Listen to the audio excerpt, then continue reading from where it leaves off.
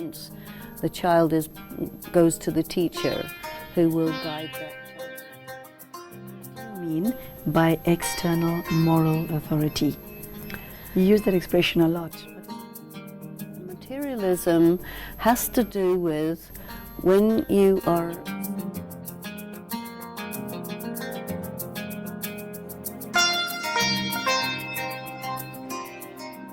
Hello, welcome to the course in Values and Spirituality. Today we will be covering the subjects of ethical values as well as political values. For those of you who have been listening to us from the commencement of the show, you will know that we have been covering a variety of topics surrounding values, including their definitions and practical applications. Our guest speaker is Sister Denise, who is the author of these series of books, and today I can't wait to hear what her take is on ethical and political values. Sister Denise, a very, very warm welcome. Thank you. So, you start off this subject by the following sentence. Ethical values are a set of moral principles that apply to a specific group of people, professional field or form of human conduct and interaction. Ethics are based on the awareness that a human being is essentially spiritual and intrinsically valuable. I'd like you to explain that entire two sentences to us. The last bit caught my attention. Okay, that awareness is not as widespread as I would like it to be. And once you understand this, my question to you is, how do you go about applying it and living it in your daily life? How do you breathe life into your words? There's a dynamic tension between, you think about yourself, you think about your conduct, you say, this is right. This is how I should do it. When you do it intellectually, then on the other side you have this inner, rather darker force that comes along and says, but I can get away with it. Making those moral principles into instincts is really what it's about. How do you do that? One of the ways you do it is you think about it a lot. And when you think about something a lot, you get insights. And once you have an insight, it goes into your heart or into your inner being. And that's when it starts being an instinct, because you get it. When it's a principle, something theoretical, something you can give lectures about, you don't have to live it, because there's a kind of compartmentalization. Yes, I understand it. I know, And there's two separate selves. There's the fabricated one, the nice, good one, and then there's the real one, which is all to do with your weaknesses. When you think about these things a lot, and this is why we study, this is why education is useful. You think about something and it makes you realize that actually that's what you prefer, and that's what you really believe in. And you tend to internalize it when you have these realizations.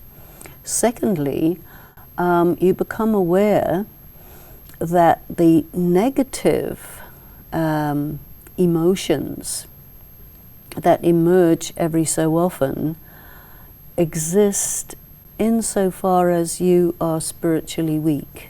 The question of a discipline of meditation comes up. So once you start to bring into your life a discipline of meditation, a daily practice, which is several times a day, where you focus your attention on your real self that you have been discerning and on the Supreme Being, this starts to become more and more real, more and more accessible, and it changes your inner energies.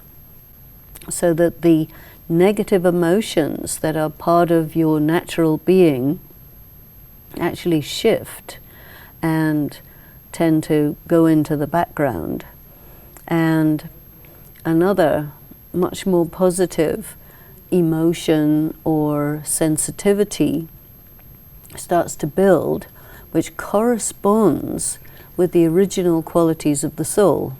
The original qualities of the soul are purity, peace, love, bliss, inner power, intelligence. What you know is right intellectually and what you feel is right viscerally, that starts to become the same thing.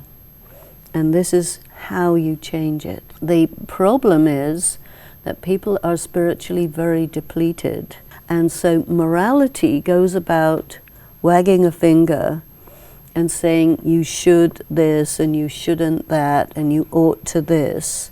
But it doesn't change your feeling inside. It doesn't change that heart or that emotion. It's really when you start to actually feel power in yourself that there's actual change. And that power continues to get used. So you have to keep filling it up so that you maintain the level and that you keep increasing the level. So you need to use up less than you accumulate. Okay, so Sister Denise, what you're saying is that as one has to invest that level of energy into oneself as a continuous practice, because you've mentioned the original qualities of the soul before, and the reality is that although we may be this originally, we're very far removed from it right now. But it's only a thought away to get back to it. Simple as that. Simple as that. You go on to say, ethical values respect human rights through self-restraint, non-aggression, integrity, justice, and honesty. And the hierarchy of values, spiritual ethics and morality rank among the highest. I was surprised to hear you say this, and what I want to know is why? And how is it that those two have risen to the top? When you're weak, it makes you selfish. Mm-hmm. And ethics is more altruistic. You are more concerned for the well-being of others. And that's only really practical when your sense of your self-completion is in good order. Okay, so a sign of being spiritually fuller is that you make the transition from selfishness to selflessness. When you're empty, you have to be selfish because you're in survival. So you have to look after yourself at any cost. A very large percentage of the world is in survival then? I would say yes. Okay. And when you're in survival, then it's a kind of reptilian motivation. And you just have got to have for yourself, and that at any cost, especially at the cost of other people.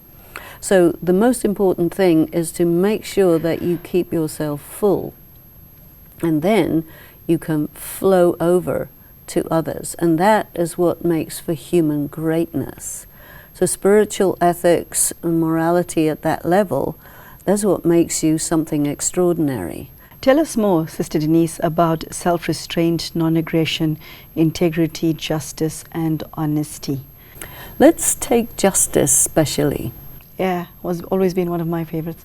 Justice is connected with fairness, rightness, you know. Now, a person who is very connected with themselves, very connected with their conscience, they have a very natural sensitivity to what's right. And it doesn't have anything to do with what do I need. Because when you're full, you're not a needy person. So then you move to another dimension where the most important energy that motivates you is this right? And right means things like, am I right with myself? Is this according to the voice of conscience, you see? And the voice of conscience will tell you just as easily if you need to look after yourself or if you need to be generous to somebody, you see, because the voice of conscience is very linked into the philosophy of karma. And so you have a sensitivity to everything being balanced. And this can happen very naturally when you make sure that you keep yourself spiritually full. The spiritual practice is essential if you want to make these nice ideas and ideals a practical reality. Otherwise, they're just stuff you give lectures about. You go on to say that a person with ethical values can be trusted and will be respected and revered. These are two qualities that are hard-earned and, not so easy to keep. You make a single mistake and it destroys your reputation. Yeah. You build your reputation over a very long period of time because people need to see that you're being consistent, and especially under pressure. And so life will give us tests. I mean, in this course on values and spirituality, we don't take exams, written exams, but life will spring us with exams where everybody will be watching. Okay, here's this person who's claiming to be spiritually based and all that. Now let's see how this person handles this test.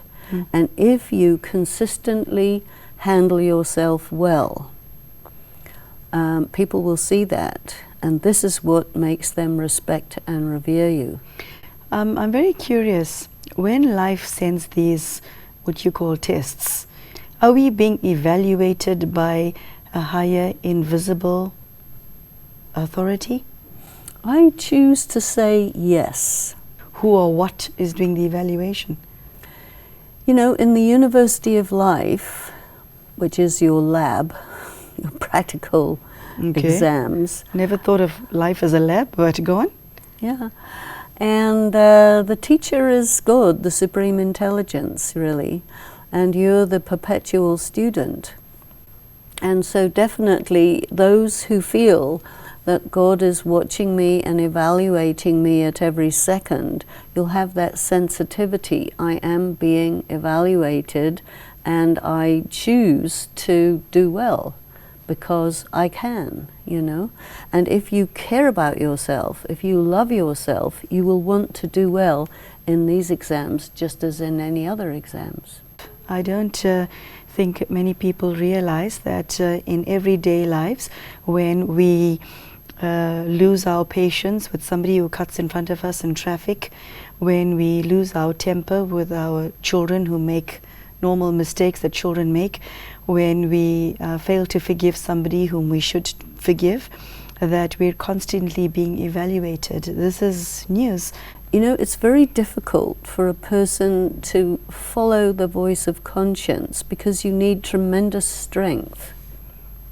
So if you do a good action, you know, there is the reward which may come down the line, but you have to pay a price, quite a price, for doing a good action. So you have to be up for that. What price are you referring to, and in what currency do you pay? If you do a powerfully good action, very often it makes other people look bad and they will take tax from you. You will be accused of having some other motivation which you don't actually have. Sometimes, you know, there'll be some character assassination because it evokes jealousy in people. And jealousy is characterized by the effort to harm the person that you're jealous of. So you don't get jealous of people's badness, you get jealous of people's goodness, and then you try to harm them. So the good deeds that you do will get punished in that way. But if you think about two energies, one is the energy of the philosophy of karma, the other is the energy of God. So one is just a law, like the law of physics, and the other is an actual someone. And you are in between these two energies as you select and elect to do whatever it is you do. What you just shared, I think, has been news to many viewers, so thank you for that. I would now like to take you on to the next subject of political values. And you start off by saying the following: political values display the ideals of a particular political system. Considered important at this time are democratic values such as freedom of speech, freedom of religion, universal franchise, the right to defend yourself in court, trial by jury, protection from cruel and unusual punishment, the right to a living wage, and equal pay for both genders.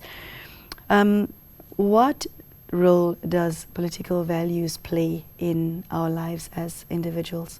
Think of the word political not to refer to particular political party or left and right, red or blue, this sort of thing, but political means anything to do with governance and how human society runs. The value systems that we're looking at in this paragraph are motivated by the rights of a person to have freedom and this or that. So these are values that correspond to Declaration of Human Rights, democracy, things like this, where the individual's value is given importance. If you have political values which are based on certain ethics, that you value yourself, you value another human being, you consider them to be your spiritual brother, they have rights, they have importance, they are valid as free individuals who are not less than you, this corresponds very importantly with the ethical values, you see.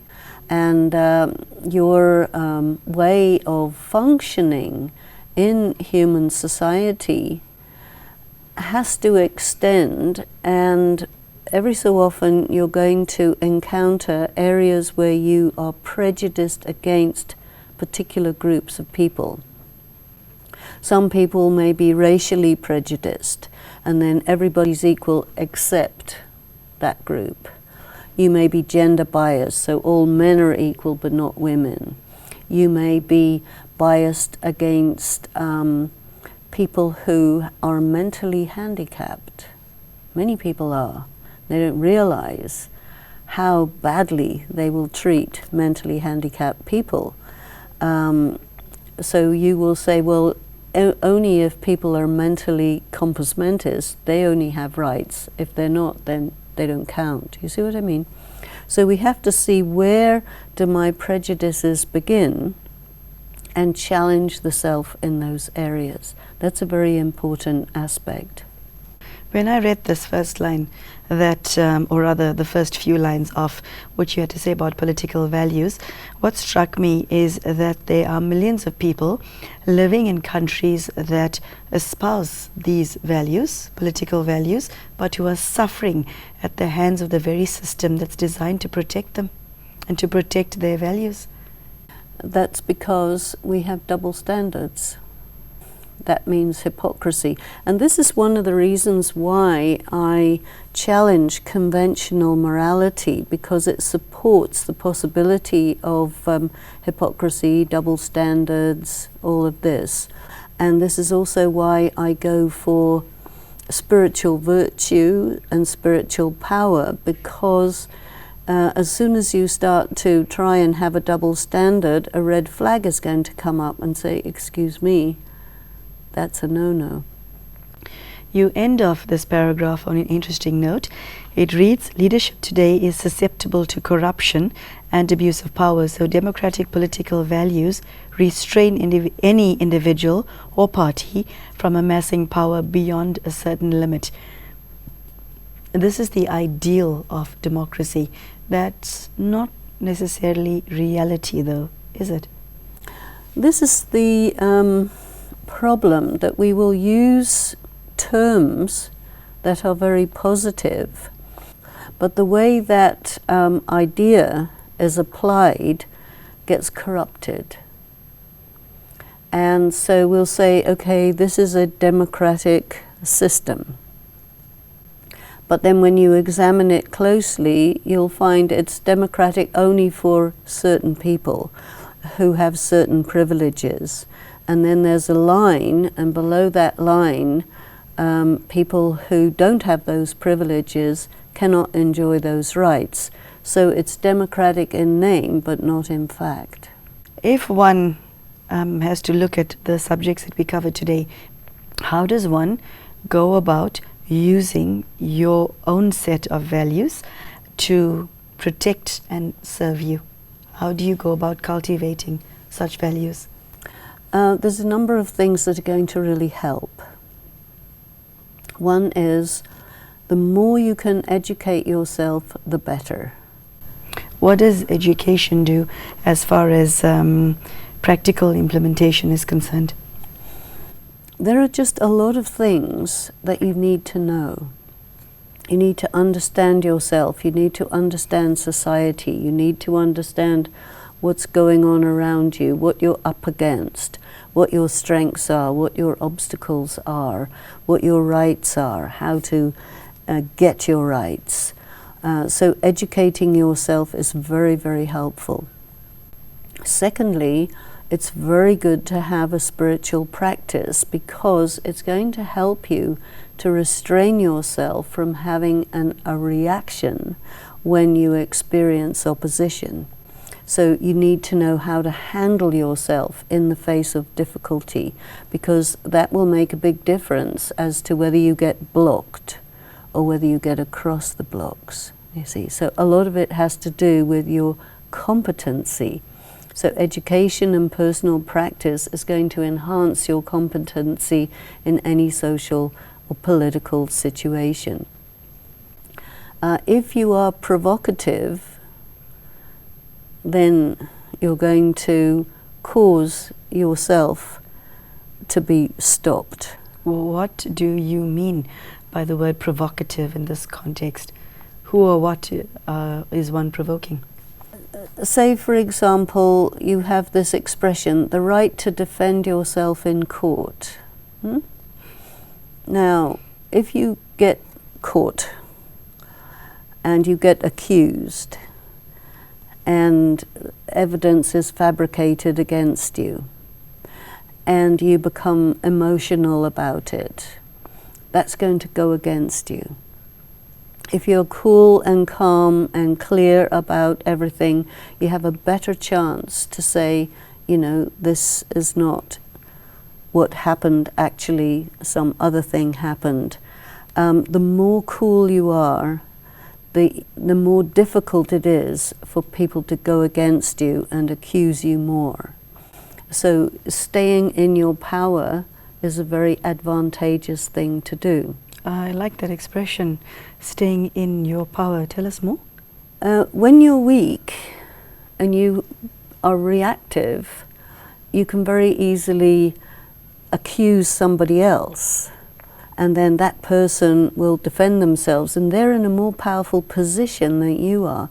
When you're in a position of weakness and you try to be aggressive towards someone who's in a position of power relative to you, that's going to weaken your position. And you just need to understand that and know what behaviors are going to go to your advantage and what behaviors are going to get you into more trouble, you see. Because people respond well if you're on the same side of the table as them. You know, and then it becomes a lot easier to come out of your difficult situation, which may be because of a mistake or somebody wanted to frame you or whatever it is. But the more competent you are, the better off you are. There are two aspects that sat deeply with me in today's talk.